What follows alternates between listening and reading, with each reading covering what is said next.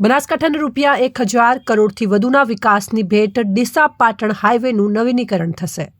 મુખ્યમંત્રી ભૂપેન્દ્રભાઈ પટેલના હસ્તે 11 ડિસેમ્બરે અનેક વિકાસ કામોનું લોકાર્પણ ખાતમુહૂર્ત। ગુજરાતના મુખ્યમંત્રી ભૂપેન્દ્રભાઈ પટેલ આગામી 11 ડિસેમ્બર 2025ના રોજ બનાસકાંઠા જિલ્લાની મુલાકાતે આવી રહ્યા છે। આ મુલાકાત દરમિયાન તેઓ જિલ્લાને રૂપિયા 1,000 કરોડથી વધુની રકમના વિવિધ વિકાસ કામોની મોટી ભેટ અર્પણ કરશે। મુખ્યમંત્રીના હસ્તે 7થી વધુ વિકાસ કાર્યોનું લોકાર્પણ અને 15થી વધુ વિકાસ કામોનું ખાતમુહૂર્ત થનાર છે। આ વિકાસ કાર્યોમાં બનાસકાંઠા જિલ્લાના પરિવહન માળખાને મજબૂત કરતા 2 મહત્વના પ્રોજેક્ટનો સમાવેશ થાય છે।